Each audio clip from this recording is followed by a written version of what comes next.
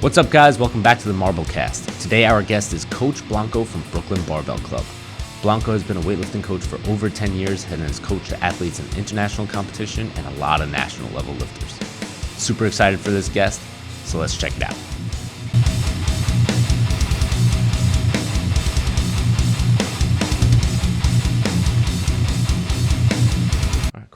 All right, welcome to another MarbleCast. I'm Joe Marble. Today, I'm joined by Juan Blanco from Brooklyn Barbell Club. Blanco, what's going on, man? How's it going, Joe? It's good to see you, man. It's been a long time. Yeah, dude, it's been a while. Yeah. How you been with this COVID stuff? How you guys making out over there? I mean, honestly, when everything went down, it was just kind of, everything went from what are we doing for training to like, let's just get people to move. It was kind of more like psychological now. People needed an outlet. They needed to do something. So we transitioned basically and did everything online.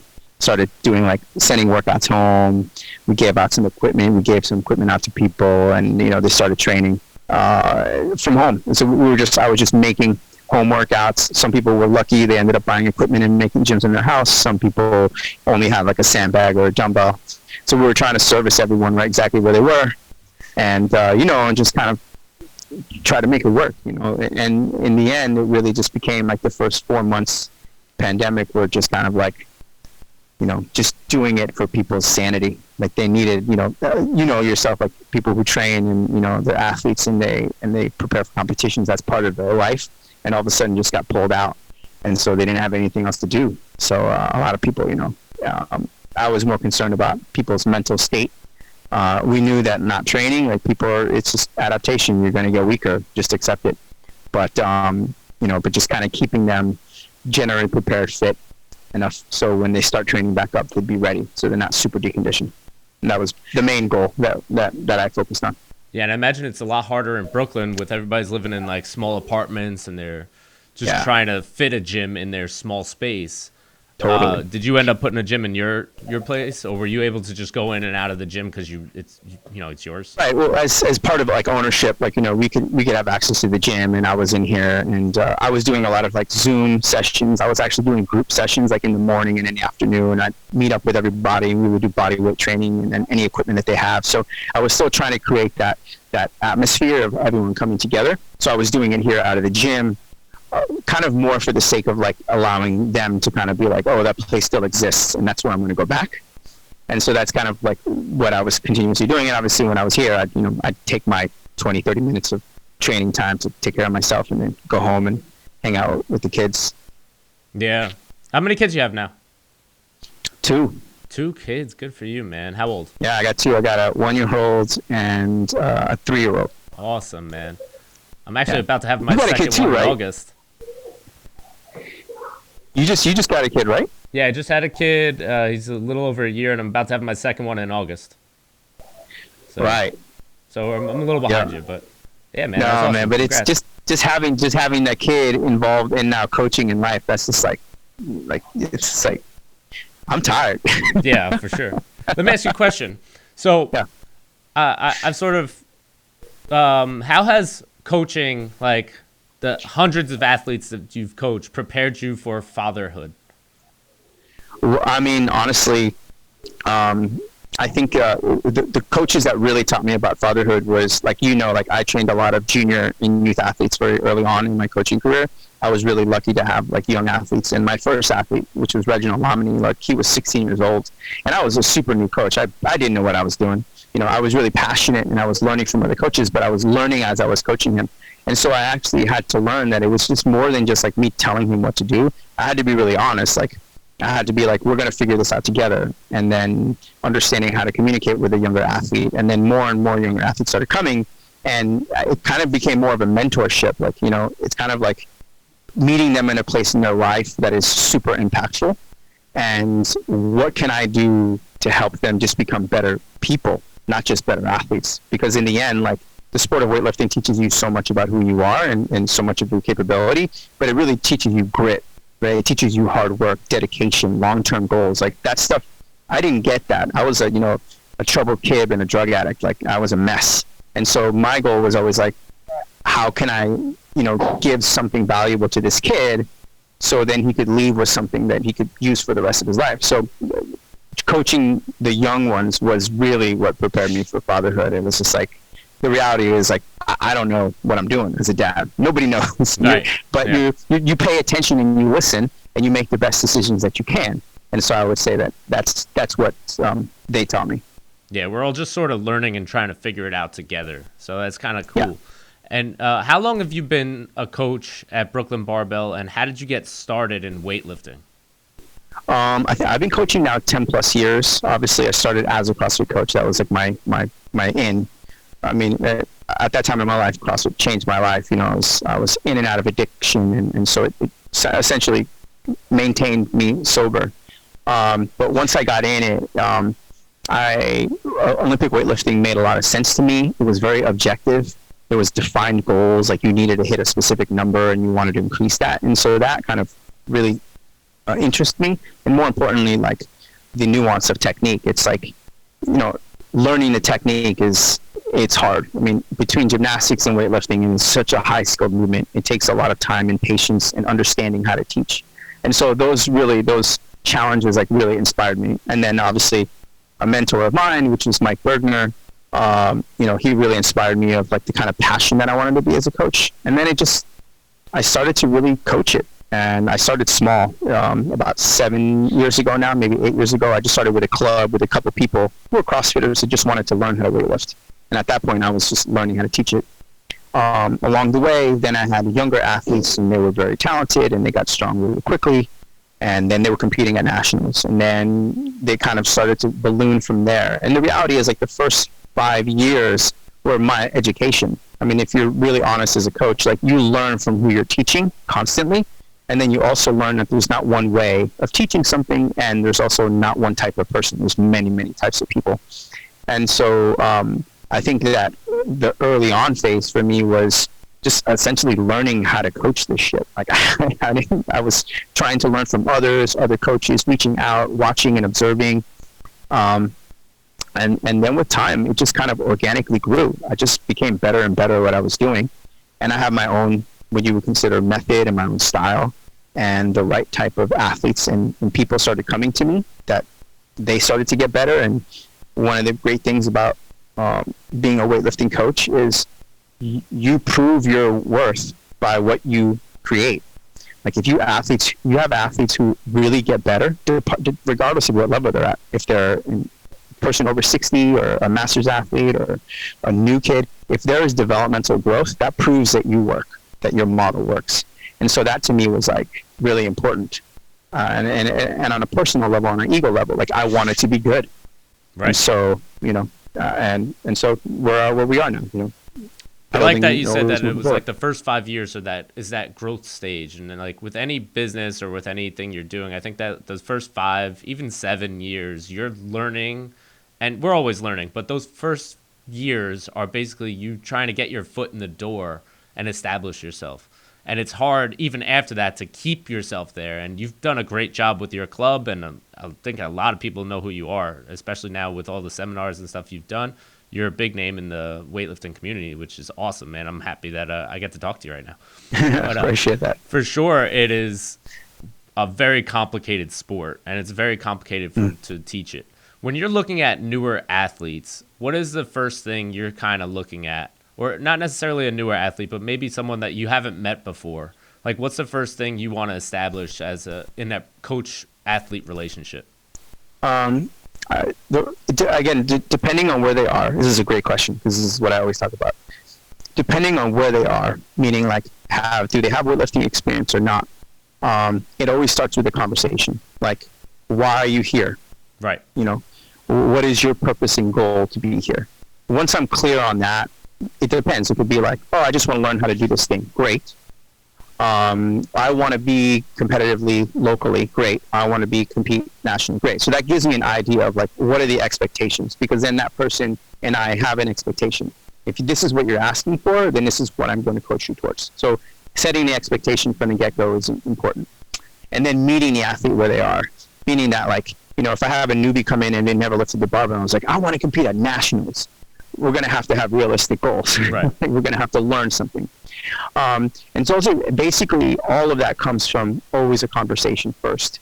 And then obviously, depending on where they are, if they're new or if they're advanced or intermediate, I need to see them move. So if for an intermediate advanced athlete, they usually come in and they train for a week. And I don't even coach them. I just watch them because I need to learn behavior. I need to learn what they do, how they do it, what positions are they in, limitations. I need to just observe that. And then if there's someone who's never done anything, well, they're going to basically learn fundamentals. They got to learn how to squat. They got to learn how to push something over their head, and they got to learn how to hinge.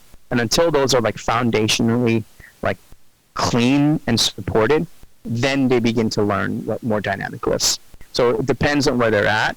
But again, starts with a conversation, clear determinate goals, and then it moves into observation. Right. Yeah. And it all just, you're right. It all depends on who you're trying to deal with, and you have to establish that relationship up front. If someone's just coming in, like for you guys, I'm sure you don't get a ton of people that are just, I'm interested in weightlifting, so can I just work out here? Maybe you watch me a couple times. Maybe you get that from time to time. But I feel like you get a little bit more higher caliber athletes that are coming to seek your advice and your coaching. And then the more newbies are sort of, do you pass them more to the CrossFit side and say, get your foundation first, or do you bring them in right away? How does that work? Yeah, so that's a great question. I actually, I do have people who come in, they're like, I want to try this weightlifting thing. And those people obviously who have never had experience, I have a foundational program. And the foundational program is essentially designed around their ability to improve. So like, as a coach, like adaptation is relative to the person. Like right. Some people are great movers. Some people, it takes them a long time to learn something. Some people get strong quickly. Some people don't get strong quickly. And so our fundamental program is essentially 6 weeks, but an athlete can come in and stay on week 1 for 3 months until we see some adaptation and some changing. And then they'll get another week and another week. So for some athletes, I've had them within 4 months, they're finally starting to do a snatch or a clean and jerk. I have some athletes that's been 9 months to 10 months, and they're finally doing a snatch or a clean and jerk. So I take in anyone who wants to learn the sport, regardless of experience level and regardless of physical state, because off the bat, they're going to start working on that, general prepared fitness. Not only are they doing the barbell movements, strength movements, but they're doing a lot of accessory work. So essentially, I create a modified GPP that's Olympic weightlifting focused. And the biggest thing is, my expectation as a coach is they're supposed to come in, they're supposed to learn, and they're supposed to observe everyone who is advanced. If I'm telling them the same thing every day and they're not absorbing it, learning it, and putting it into practice, they're not going to last very long. Right. And the great thing about that is it's a great funnel. Like once someone understands that they're going to be standing and staring at that bar for the next 5 to 6 months, that's going to tell you a lot about them. It's like, if they stick around, this is the person you want. If they don't and they just want to get to the sexy thing super fast, that's not the kind of person I want to work with. I want to work with someone who's really going to follow through on their work. So what does that first week look like if they're stuck on it for 3 months? Yeah, I always say, it's like, man, I would want to advance quickly. But again, we do 5 foundational movements. It's a back squat, a front squat, an overhead squat, a overhead press, and then a hinge. And it usually starts with some form of an RDL, snatch grip or clean grip. And they do those 5 movements on the daily. The accessory movements at the end of the day, they'll do sandbag carries, farmer's carries, overhead carries, many different things to kind of, start to stimulate some adaptation for strength. But they just basically do those. They always start with an empty barbell. Again, if they're looking good and they're stable, then they start increasing weight linearly. Like basically think Milo, just basic linear progression. After that first week, some people within 3 weeks, 4 weeks, they're already ready to go to the next one. I've had some people in like 2 weeks, because they adapt really quickly, and I've had some people almost 2 months because they've never had a barbell in their hand. So it's all relative to that person. And I would have to say, just yesterday we had one of our athletes who's super new. He started during the pandemic. Towards the end of the pandemic, we were training outside. So he's been here 6 months, and he finally did a snatch, and it looked clean. And the amazing thing was, he didn't even know how he did it. But the funny thing is, the way we design it is they literally learn all of the movements of the snatch in pieces. Then we're just asking their brains to put it together. And so, I found a lot of success with it. I've also been told it's not a great business model. Because you're telling people, it's going to take forever to learn. But I also believe as a coach, and that, it's like I have to be honest with my athletes. Like, if someone comes in and is like, I want to increase my total by 50 kilos in 3 weeks, it's like, that's not happening. That's not how it works. So I try to be honest with them, and I also tell them that, like, if you do it, it works, and you can see it by observing. And that's the other part, is like the reason we train all levels together, whether they're locally, regionally, national team, or international team, we all do it together because the observation portion is a huge opportunity for those new people to learn, because eventually they have to do that movement, and if they don't have a model in their head of what they're supposed to be doing, they're going to be lost. Yeah, that's a good way to do it. It's a way. Yeah, no, I mean, my foundations is just come and join the club, and you're going to be doing it for a while until you get it. And a lot of times I get stuck where it's like I'll see something and I'm like, you know what? That looks weird, but I'm not sure what to say to you to fix it. And I get stuck there a lot. And that's more with the more advanced lifters. It's like I'll just see something that's just like a little off, and I'm lost. Does that happen to you? Yeah, totally. I've had that. And there are, I would say, probably 3 coaches that I keep really close to my phone when I see something odd, or I'm having a challenge trying to unpack something, or start noticing some challenges that I'm having a hard time to find the answers. I'll just send them and be like, listen, I need your help. What do you see in this? Right. What do you see going on here? And I usually get some pretty good feedback. And most of the time it's usually like I already saw it, but I just wasn't trusting myself. And sometimes as a coach, like, one of the things that happens, and happened to me early on, is my athletes started to get better. Then my choices became much more daunting, right? So if I'm wrong, it's going to cost something, right? The difference, like if you have a new athlete, if I'm wrong, that just means they're going to do 50 more reps to do it right? Whereas in like my national level athlete, international, it's like if I'm wrong, they're not going to make an international team. They're not going to medal.